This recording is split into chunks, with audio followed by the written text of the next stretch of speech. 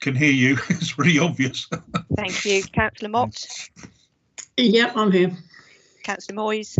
Present and can hear. Councillor Pearce. Present and can hear. Councillor Ratcliffe. Present and can hear.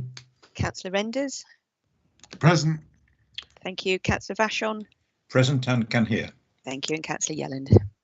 Present and can hear. Thank you. Thank you.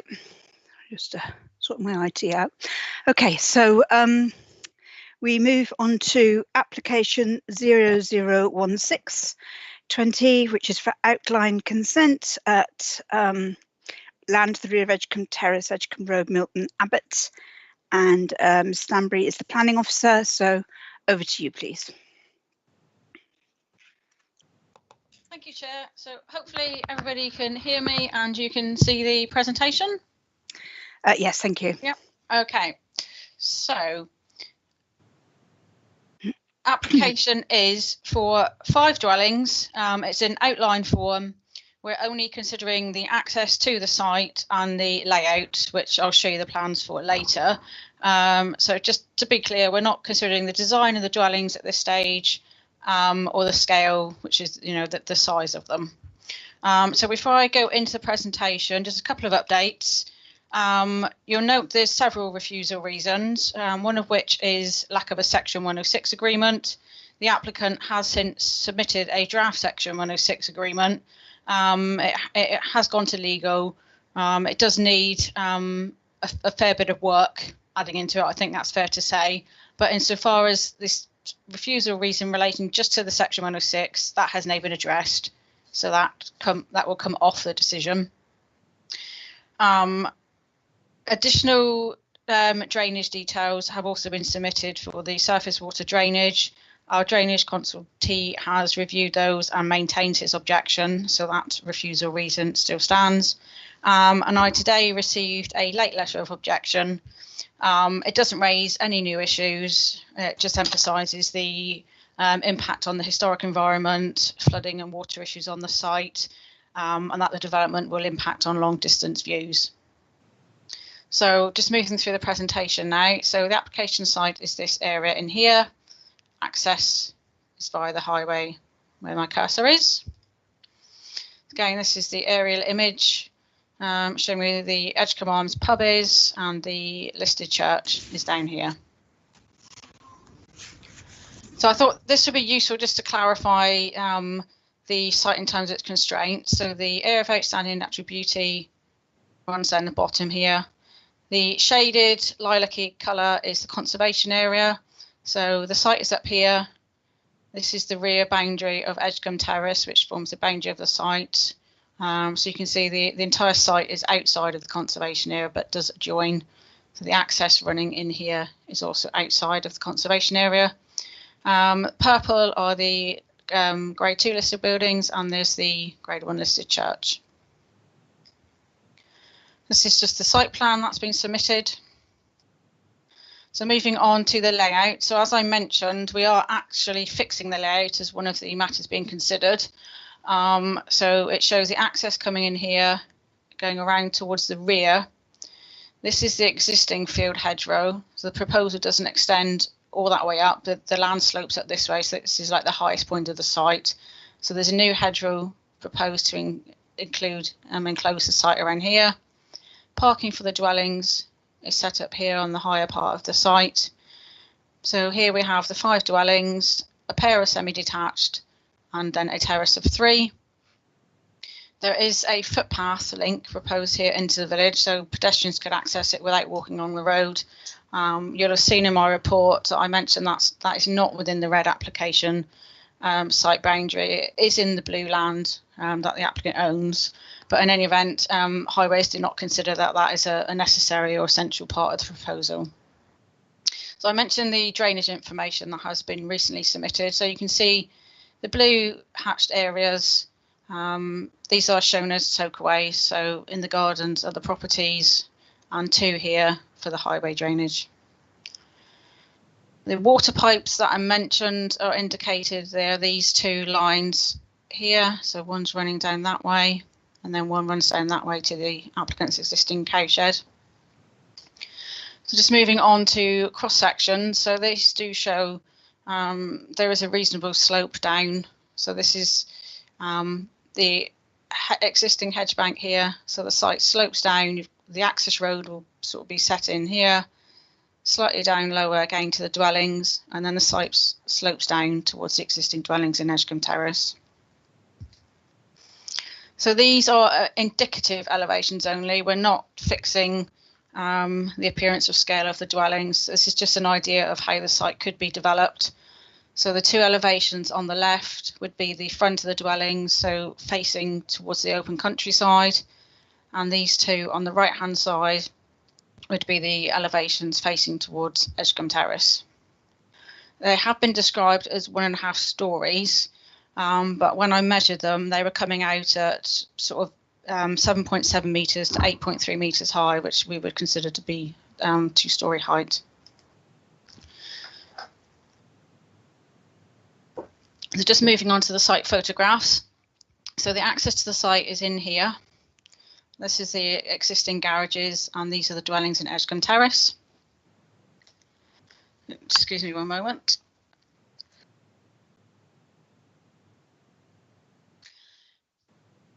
So these are the garages just here in the photo. That's looking towards the village.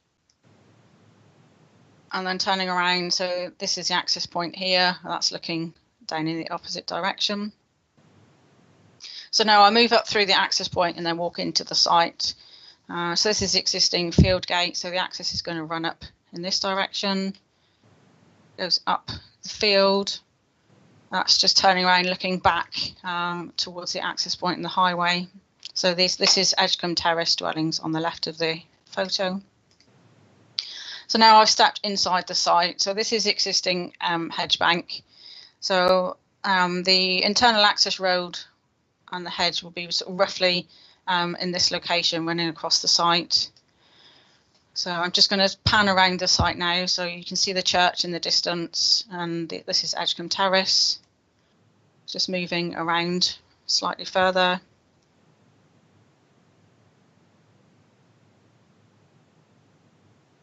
And then that's looking up towards the existing hedgerow at the top and access point in here. And you can see the slope of the land down towards what is Edgecombe Terrace. This is a photo taken by the conservation officer from the Tamar Valley Trail footpath. So the extent of the site is roughly in this area here. So it will be fairly prominent from that viewpoint. Just the key considerations on the screen. So you'll note I've discussed the neighbourhood plan, the MAC plan, in my report. The Reg 14 consultation has now concluded, and the responses that are being analysed. We consider that the local plan does carry limited weight, but it's not a sufficient amount of weight towards this decision. And you note it doesn't feature in any of the refusal reasons. Just to emphasise, the site was put forward as part of a wider site in the local plan, but the local plan does, the neighbourhood plan, but the plan does not propose to carry that site forward or allocate it. So there are the refusal reasons on the screen, minus refusal reason 4 and the lack of a Section 106 agreement. Thank you. Thank you, and also thank you for the comprehensive photographs that enabled us to get a very good view of the context. Questions? Councillor Moyes, thank you. This probably isn't relevant, but the talk about them not owning a particular bit of land, but they've shown some land registry deeds. Which bit of land are we talking about? And are the deeds up to date, or has it been sold or whatever since? Right, it's not 100% clear. Some of the land is highways, some of it is unregistered. I don't know if you can see on this drawing. Yeah. This area here, obviously this end and this end are the visibility displays. Right. Yeah, we have had the title deed plans, but as with any of those plans, if you try and zoom in and blow them up, the red line on them becomes so large you really cannot see the boundary clearly. So yeah, the applicant believes he's demonstrated that he has ownership or control and a right of access over the unregistered land. I don't know. Right. Is it? Okay, thank you. So there's a sort of civil dispute, presumably. Yeah, okay, thank you. Councillor Renders, then Councillor Hipsey. Just a very quick question. Did you say it wasn't included in the local or neighbourhood plan that as an allocated site, or it was? Sorry, It was put forward. Slide at the end of the presentation in case this was asked. So it was put forward as a wider site. It's been here. So the application you're considering now is just this bit. Right. This was put forward into the neighbourhood plan. The conclusion, which I pasted into my report, is that the site isn't suitable or acceptable, so it's not proposed to be carried forward. Where I put the 2 stars, these are the 2 sites that the neighbourhood plan is proposing to put forward for allocated sites. I thought that's what you'd say. Thank you very much. Thank you. So this at the particular stage the neighbourhood plan is at the moment. Yep. Yeah, thank you. Yeah. Councillor Hipsey. Couple of questions about drainage, please, if I may. First one is this in a critical drainage zone? I suspect not. No. It's not. No, thank you. Second one is the objections about drainage, I assume, are regarding the size or capacity of the soakaways. Is that the case? I think it's just a general concern about how the site would drain. There appears to be some runoff of the site, of which you'd expect given that its slopes. There's springs across the site as well. So I think, it's just a general concern that how is the site going to be drained, and will the development on the site make it worse than it is at the moment? Oh, so there are actually springs within the boundary of the site itself? That's what objectors have raised, yes. Right, okay, thank you. Okay.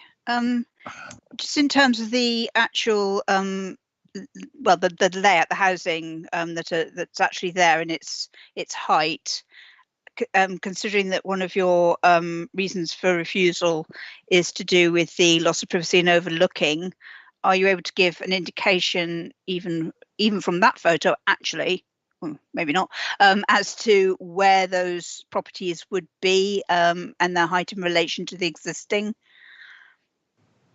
I'm not sure if I've... so that's probably going to show it. I would estimate the access comes in here. So I'm guessing the dwellings would be in this area. Right. Let me go back to the plans. Yeah, it's the right way. So this is showing a 24-metre back-to-back distance. This is slightly, I think that says 24.2 metres. Because we can't see that from here. So thank you. Yeah. So that's when I asked for the cross section to demonstrate that. Yeah. So this is Edgecombe Terrace on the left. These are the proposed dwellings here. So you can see, I think each line is a metre. So we've got 1, 2, sort of the floor level there is about 3 metres higher than the floor level here, and this one is about 4 metres higher. So if you look at sort of the ridge level of Edgecombe Terrace, it's kind of sort of probably window level at first floor. Okay, thank you. Councillor Hipsey, is that a legacy hand?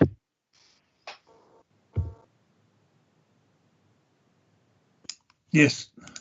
Yes, it is. I'm sorry, Chair. That's okay. Councillor Crozier. Thank you, Chair. The plan is very fine, but what is the distance in the elevation lines between each bar? Sorry, it's difficult to hear you. Didn't quite catch the distance. You have horizontal lines going across this plan. What is the distance between those? A metre, I think. It's a metre. A metre between each of these lines. Is that what you mean? Yeah. That's a metre. That's all right. We can't read it as it is on the screen at the moment. Yeah. Thank you. If you'd like to take your hand down, Councillor Crozier, help. Any other questions from anybody? Okay, so we will move to the speakers. So I have first up is the objector, Mr. Richard Allen, who's the chair of the Neighbourhood Plan Group. Mr. Allen, could you turn your microphone on and your video, please, if possible? Sure. I'm ready when you are. Oh, lovely, thank you. I'm sure you've been advised by the planning officers, but because this is live streamed, so for members of the public who might be watching and won't be familiar with the procedures, it's just for them as much as you, is that you do have 3 minutes in which to make your presentation. At the 30 seconds before the end, you'll get a 30-second warning by Ms. Young, and then at the end of the 3 minutes, she will say time, and that is when I must ask you to wrap up. At the end of your 3 minutes, and if members of the committee wish to ask you any questions, they will have the liberty to do so. Okay, so when you're ready and in your own time, off you go. I'll just turn my camera off though to help with bandwidth. Thank you. Okay, thank you. Good afternoon.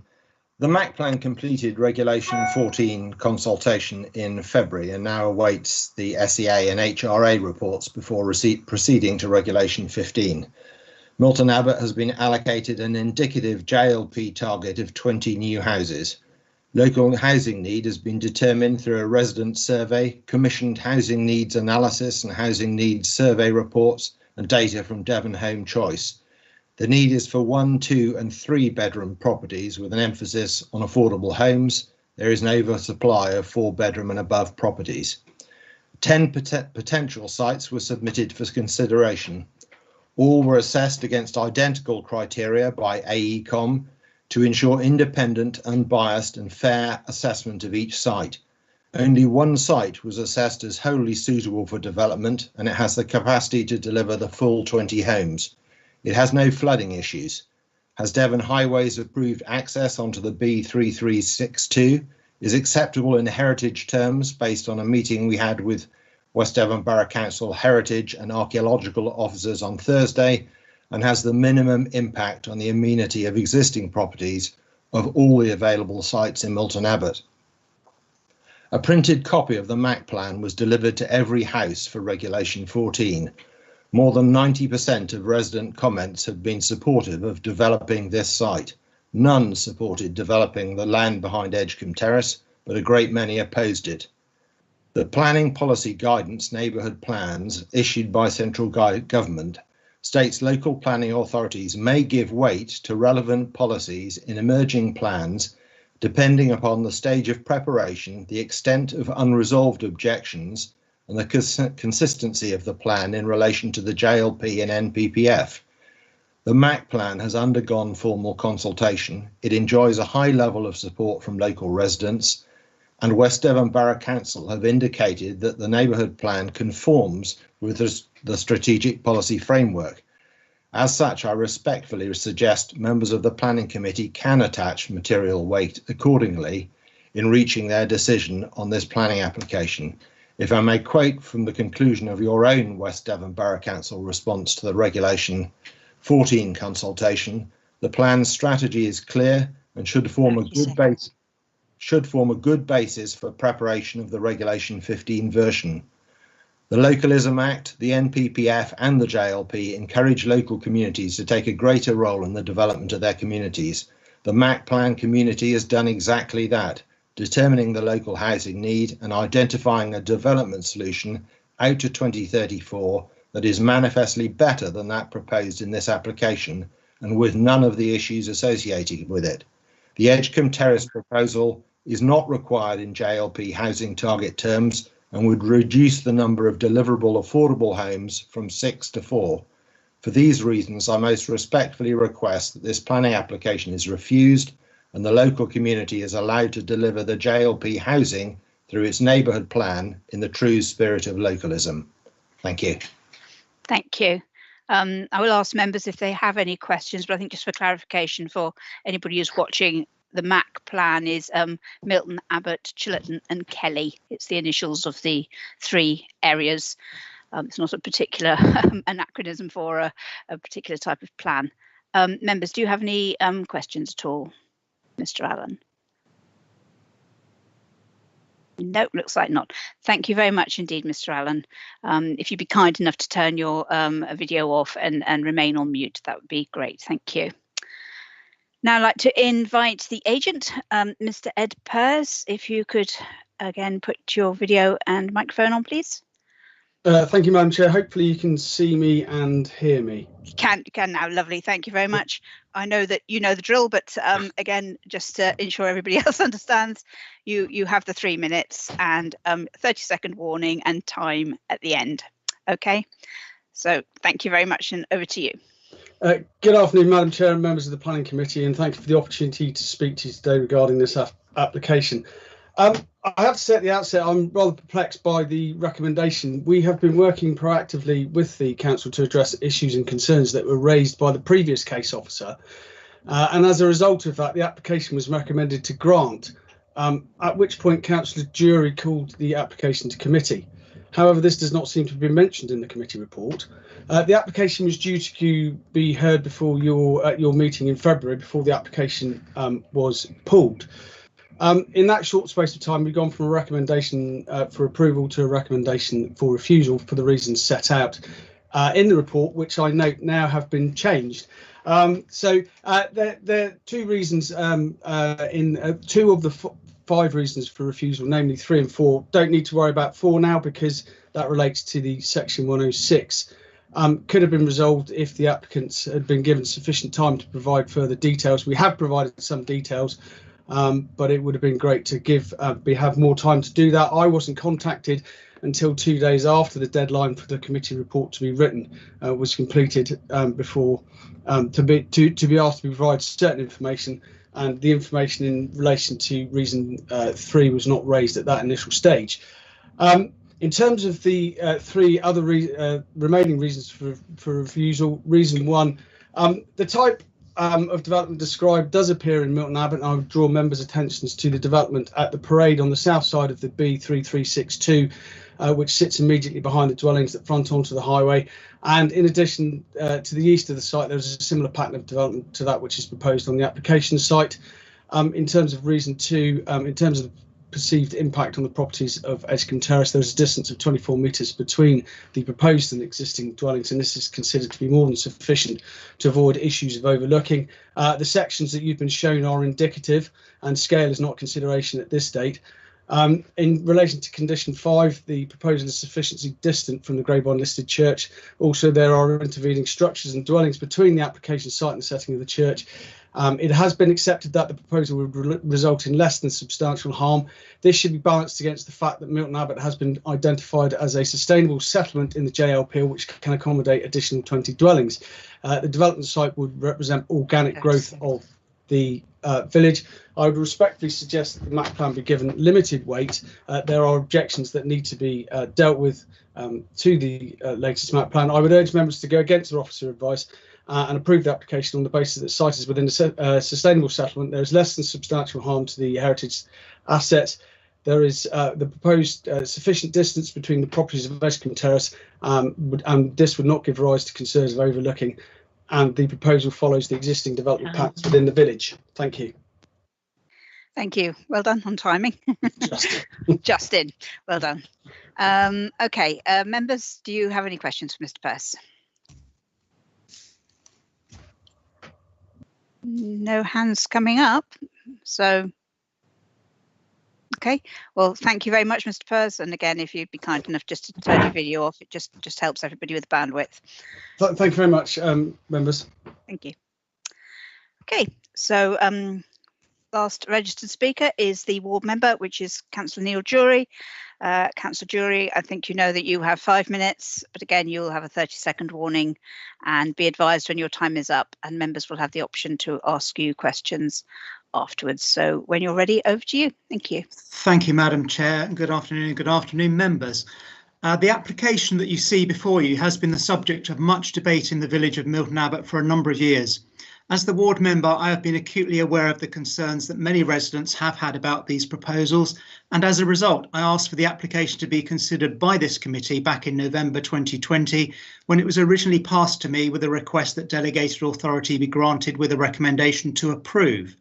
In the interest of balance, I have to say that I have received, at that point, 3 communications in support of the application, but against that took into account my own concerns, the concerns expressed during a number of conversations with many different residents, the sheer volume of objections recorded on our planning portal, I've counted 147, and the consultation with Milton Abbot Parish Council, which objected to the proposals, plus the diligent work of the Neighbourhood Plan Group, whose view, supported by an independent ACOM survey, was that the site was not suitable for development and should not be included in the emerging plan.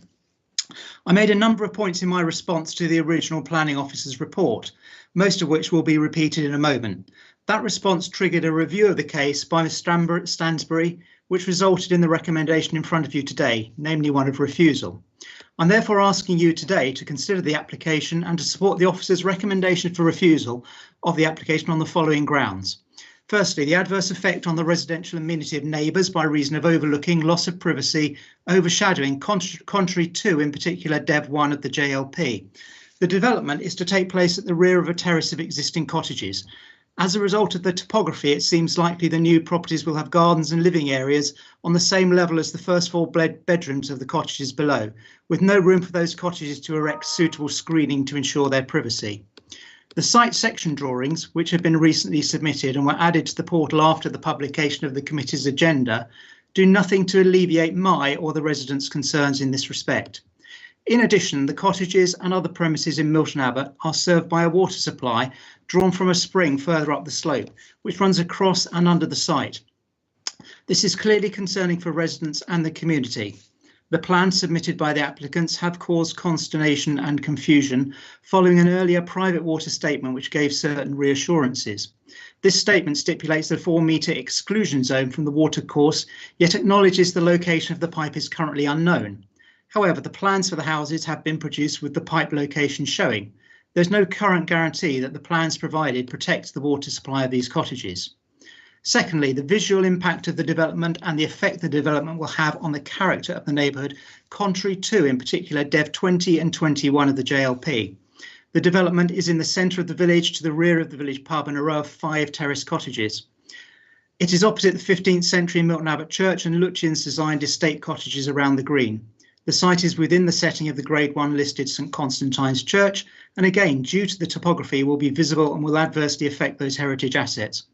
Historic England has expressed concerns about the visual impact that any development will have, saying that the development has the potential to cause harm to heritage assets, a view that the West Devon Conservation Officer agreed with. 3. The development will adversely affect highway safety or the convenience of road users. The application is a resubmission of an earlier application, which was withdrawn by the applicant due to a number of factors, which was very likely leading to a rejection outcome. This was withdrawn in May 2019, a few days before the decision date was due. One of the major reasons for the applicant withdrawing this application was due to the Devon Highways response regarding the site access of Higher Edgecombe Lane. They raised a key concern that the visibility onto that lane from the area the applicant wishes to develop was very limited and caused significant safety risk. The key observation they made was visibility from the access is currently seriously substandard. They suggested that a wall and hedge could be potentially removed or trimmed back to improve the situation. But this wall and hedge does not belong to the applicant, but is the rightful property of the Pierce family who live in the Banyan in Edgecombe Road. The access to the site is narrow with poor visibility and emerges onto a narrow lane which serves a number of properties and a small estate. The lane is busy and used by a significant number of pedestrians, particularly children going to and from school. Part of the access shown on the plans consists of hard standing outside a row of garages. The tenants of those garages claim right of access and the ability to park outside of their units. The present visibility splay leading into the site has been created by the applicant by illegally knocking down a wall and uprooting a hedge owned by the neighbouring property. Drawings showing revised access have been submitted, although I remain to be convinced that following a recent civil case, the applicant will be able to create the splays that are shown. Notwithstanding earlier objections, Highways have raised no objections at this stage, but the report advised that legal ownership of the land should be resolved. My understanding is that a civil case over this issue has not been resolved in favour of the applicant. The proposal fails to demonstrate that adequate methods of surface water drainage can be provided and maintained through the lifetime of the development, constituting in particular the Joint Local Plan DEV 35. Councillor Jury, Councillor Jury, I think your time is up. The 5 minutes is up. I'm going to need you to stop, I'm afraid. Thank you. I don't know if you heard the 30-second warning. I actually didn't either. So I'm afraid I didn't. No, I've just received a message to say time was up. OK, thank you very much indeed for your comments. Members, do you have any questions for Councillor Jury?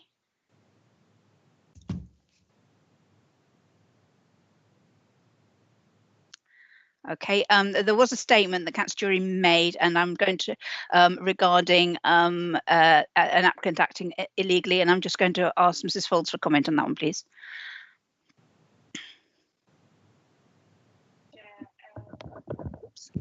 Thank you, Chair. It did happen very quickly, but I would just ask members that, that's a statement and a matter of opinion. We've got no information on that, and I'd ask that it's disregarded. Thank you.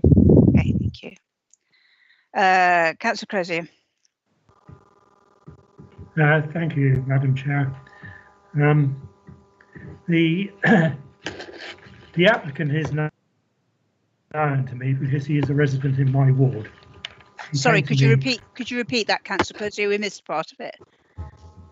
Sorry, the applicant is a resident in my ward and is known to me. Okay. I made the statement at the beginning of the meeting.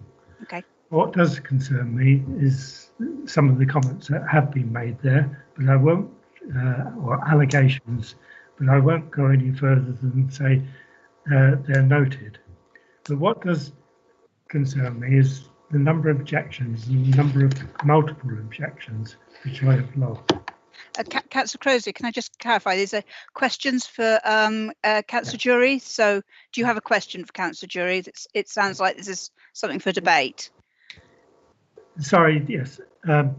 Councillor Jury, I contacted you in the end of August last year about why this plan was taking so long, because my resident had asked me how long does planning take, and when he told me how long he'd been working on this scheme, it did seem to be an inordinate length of time. And your reply to me was,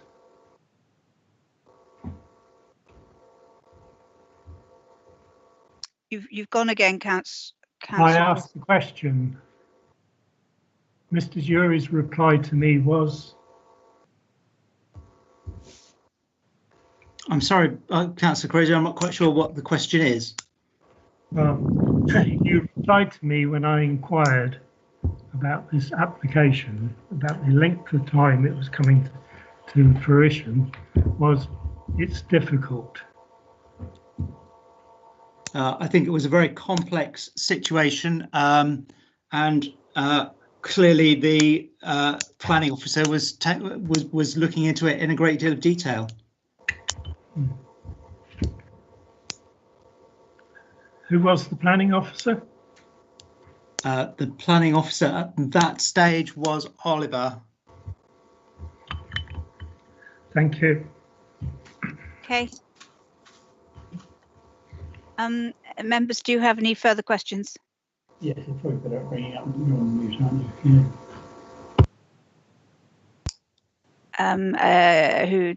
Councillor Pearce, thank you.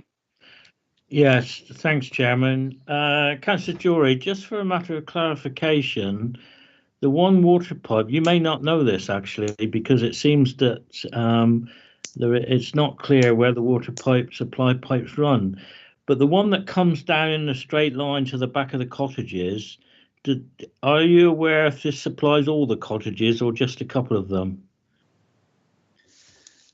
Our understanding is that does supply those cottages. There's a separate water supply that goes in a different direction to some other cottages.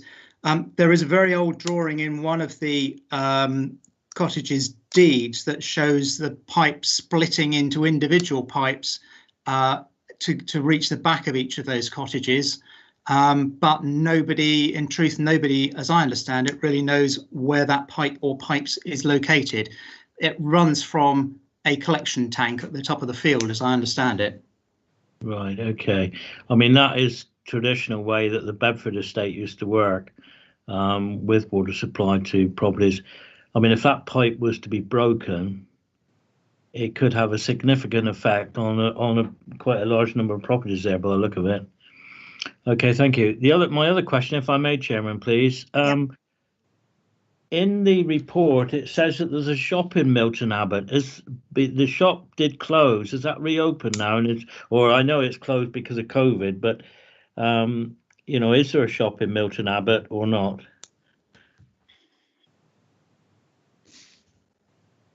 Councillor Jury. There certainly was a shop in Milton Abbot. I'm like you, Councillor Pearce. I'm not sure whether it's closed temporarily or not. Okay, that's fine. Thank you. I know it's very difficult with COVID because there's so many businesses that are closed, but I think, you know, it's important going forward as development comes, you know, of other sites come forward. Anyway, thank you for that. Thank you. Right, thank you, Councillor Jury, indeed, for your time. Okay, if you'd be kind enough, perhaps to just turn your camera off and remain on mute, but obviously you can welcome to remain in for the remainder of the debate. Members, do you have any further questions for the planning officer arising out of the representations? No. Okay, in that case, to enable us to go into debate, I'll move the officer's recommendation as laid out on page 50, which is recommendation for refusal on the grounds as outlined in paragraphs 1, 2, 3 and 5. Is there a seconder for that, please? Happy to second, Chairman. Thank Councillor you. Pearce. Thank you. Any debate, members?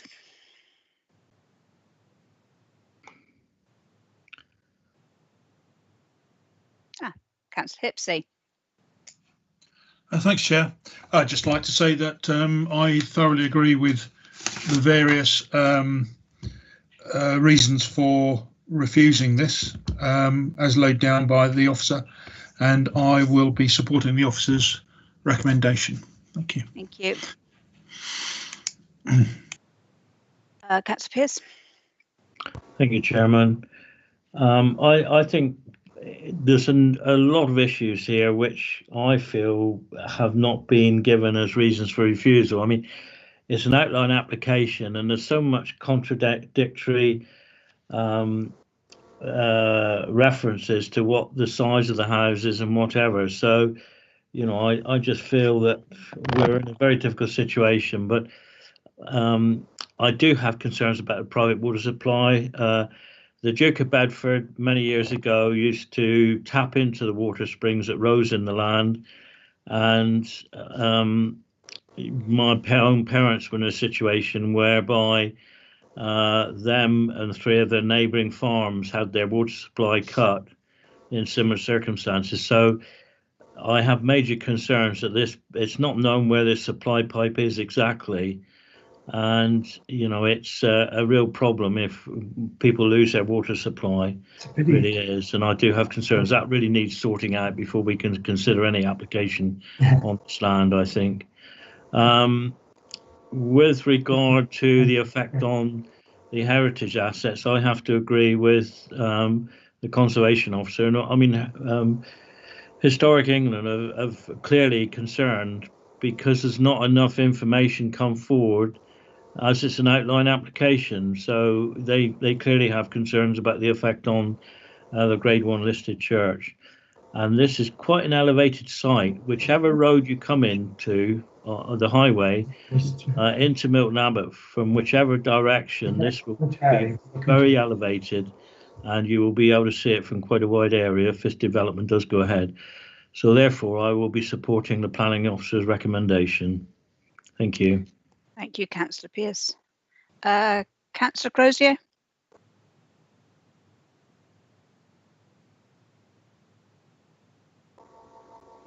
Thank you, Madam Chair. Sorry, it takes a while to unmute sometimes. Yeah. I'll go back to the observation I started making when Councillor Jury.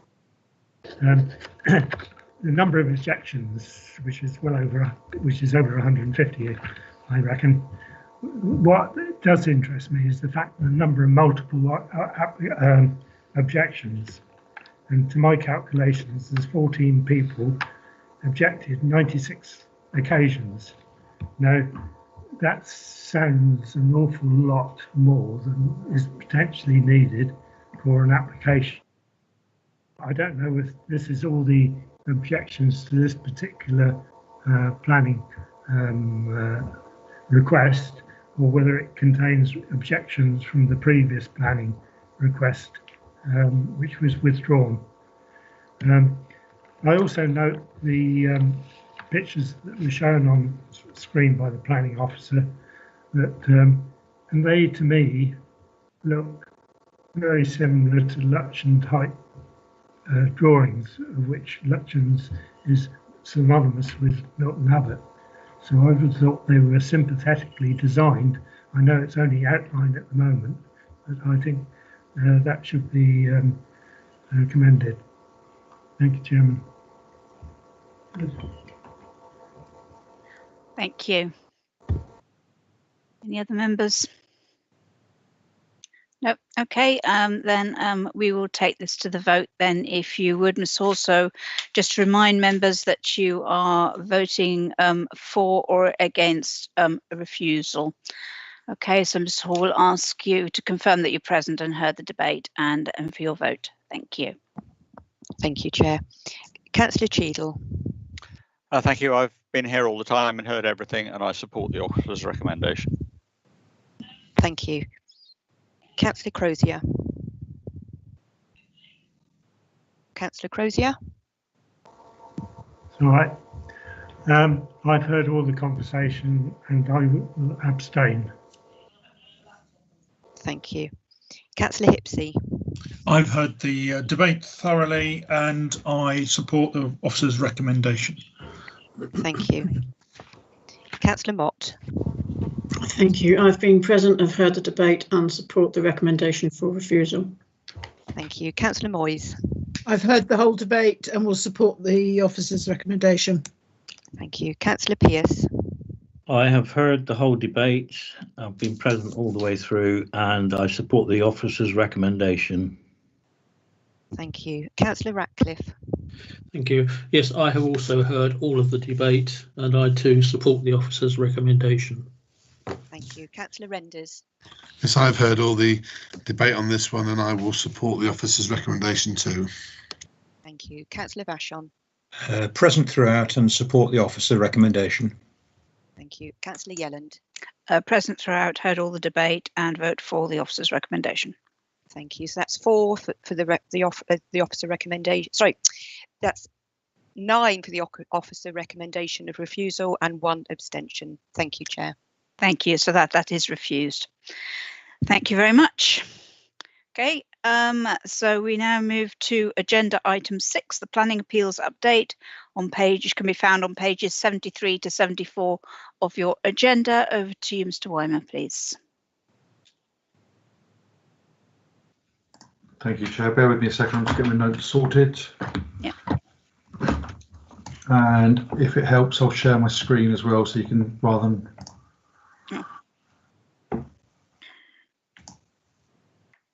I think that should be the appeals list. It is. Thank you. Excellent.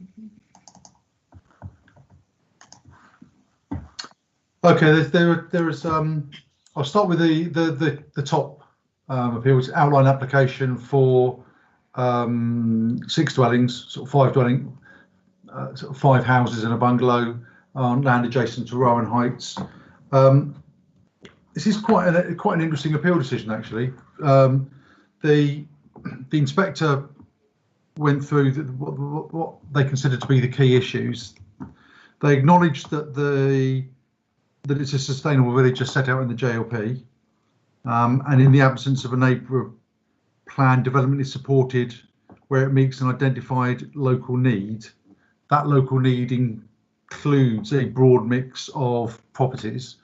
The opposite view on this was that the application that came forward with effectively 6 detached 3 4-bedroom properties would fail to provide appropriate mix, and the inspector agreed and said that it simply doesn't meet that broad mix, so therefore the mix was unacceptable.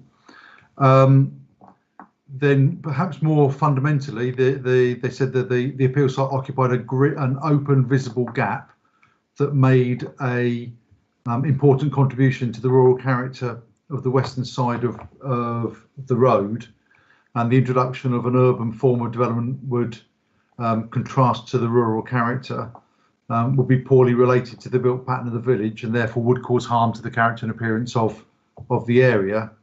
And lastly, this is where it's probably the most interesting for me, if I'm being totally honest, because the first two reasons of refusal I was really confident on. But the inspector, members will recall the number of times we've discussed policy DEV 32, which is about low carbon renewable energy production. The applicants argued that as it was an outline application, that shouldn't be taken into account. It should be only picked up at a reserved matter stage. But the inspector agreed with officers that absolutely not. It really does need to be resolved at an outline stage, if nothing else, setting out what is going to be proposed, so you can be, even if it's just a skeleton of what's going to be proposed, so you can be sure that when you're granting the permission for the development in principle, you are clear that it would comply with DEV 32. So that's a really good decision in my view for that. Moving down, the second one is an appeal lodged. The third one is an appeal lodged, as is the fourth. So the only other appeal decision to talk to you about is, and I don't know whether Becky would like to jump in at any point on this one. It was a certificate of lawfulness, for the use of a building as part of a building as a single dwelling. The application for the certificate was refused in March 2019. An appeal was lodged. Because it was dealing with evidence on oath, it was proceeding to a public inquiry. In 2020, in respect of the evidence provided with the appeal, some additional evidence and statements were provided by the applicant that provided us new evidence that we didn't have at the time we determined the certificate application, that led us to believe that actually we would need to withdraw from this appeal, because that additional evidence did demonstrate the case that we didn't have before. So we told the inspector that we're withdrawing for the appeal and won't be contesting it anymore. They continued to proceed on that basis, but the inspector did go through all the evidence and did conclude on the balance of probabilities that the evidence was supporting the applicant appellant's claim. The main, I suppose, learning point from this is that, and if you like to read the appeal decision, it sets it out quite clearly. The main evidence we had against was from local residents and the parish council, but a lot of that was more circumstantial, in that there was a belief that if they had been living there, that they would have been more visible, there'd have been more activity. But the inspector, I think rightly, probably said, well, if someone knows they shouldn't be there, they're probably going to be keeping the head down, and it won't be occupied in the same way as a lawful dwelling. So with the additional evidence put forward, I think they demonstrated the case, and the inspector concluded that they'd been there for at least 4 years, from about 2011, from memory serves me right. Happy to answer any questions on those two. I've got a question, if I might. Yeah, Councillor Cheadle, I was trying to unmute. Go on. What, you're trying to unmute me or unmute? No, myself. My mouse didn't want to work. Okay.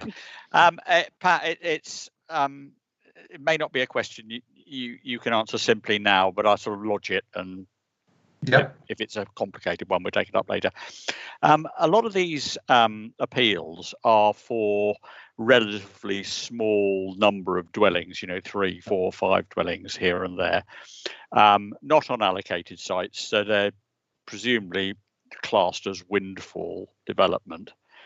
And I just wonder if the JLP sets out a sort of broad target for windfall development, will there ever come a time, or could there ever come a time, where actually we're refusing applications because they breach the windfall target? No. So there's no real limit on windfall development. There isn't really, I suppose, an empirical limit on windfall development. You have to, when the JLP or any local plan is set out, you can go back through records of dwellings that have come forward that would legitimately come forward on unallocated sites, but in line with policy. So things like barn conversions, sites within main towns and villages that aren't allocated, but are absolutely in line with policy, because policy supports them. So I don't think you get to the stage where you rely on windfall targets in the determination. What you'd really probably need to look at is when you're reviewing the plan and monitoring the plan, are the number of units coming forward that you anticipated under sort of that windfall allowance, are those numbers coming forward? Because if they're not, you probably need to think about allocating some additional sites to take into account. I was actually thinking of the reverse position, where in a relatively small community you get for the size of the community, abnormally large number of these sort of applications. I think in most cases, I'm not, well, other than perhaps Folligate, and that was an inspector's decision, I'm not sure I'm aware of that many where we are approving a significant number of these small 2, 3, 4, 5, 6 unit schemes, unless there's a particular case you're thinking of, and then we can have a look at that as a sort of an individual test case, I suppose. No, it was just a generic question about whether a small village, when does it get to the limit of the number of houses it can reasonably sustain. I think the basis of the JLP policy does fix that. I think it's more difficult for the larger villages because the indicative numbers are a minimum.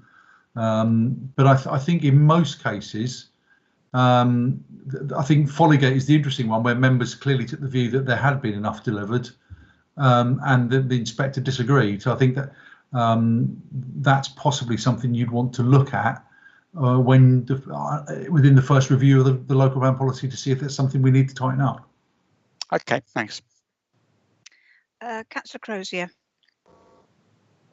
Sorry to be interrupting. I seem to have an awful lot to say today, but neighbourhood plans, when you consult the people in the villages, this is the type of development they're looking for, is small developments. And it seems, even in the Milton Abbott one we had just now, they're looking for small developments. But and certainly in Beerferrers, we were looking, the majority of the people were looking for small developments. But we couldn't sustain that need within the land that was being offered, or we could bring forward. So yeah, it's an interesting conundrum. So that Councillor Cheadle has brought up. Thank you. Okay, no more questions. I think that's Councillor Cheadle's legacy hand. It is a legacy hand, Madam. Which he keeps waving optimistically at us. Okay, so moving on to item 7, which is the Planning Majors report. Again, this is just looking at the process and not commenting on anything to do with the actual applications, because we don't know what will come to us and what won't. As usual, Chair, I don't intend to go through this on a line-by-line basis, but will happily try to answer any questions that any members may have about anything on the within the report. Any comments, or everybody happy just to note? I think we can take that as noted, Mr. Weimer. Thank you very much, and I'm sure everybody will be very relieved that it brings the DMNL to a conclusion. Councillor Mott. Sorry, Chair, it was just to take this opportunity to remind members that there is a JLP workshop next Tuesday morning. So obviously, if anybody's got any questions, please let us have them, and it would be good to see everybody there. Obviously, people have got concerns about the JLP and the review that will be taking place in a few years' time, so it would be good to get your input early. Lovely. Thank you very much, Mr. Weimer. I'd like a very, very quick word with members after we stop streaming, please, if that's okay. Okay, a quick wash up. Okay, oh, Councillor Pearce has hand up as well. Everybody's very lively now all of a sudden. Councillor Pearce? Yes, no, there's just something I picked up last night on the list on page 76, the last item. Is this the site where we've had difficulties with drainage? Do you know, Mr. Weimer? Which one are you talking about? The last one on the list? Yeah. Ludan, yeah? Yeah. Yes or no? I thought that no, it's not. No, sorry, Councillor. No, it's not. It's not that site. It's a different site. That was my immediate thought when it first came in, but I'm 99% certain that this is a different site. Yeah. Okay. Thank you. Yeah, I can confirm that's a different site. Okay. Right. Lovely. Okay, in that case, we'll formally close the meeting. So Vicky, if you could perhaps confirm when you've stopped streaming.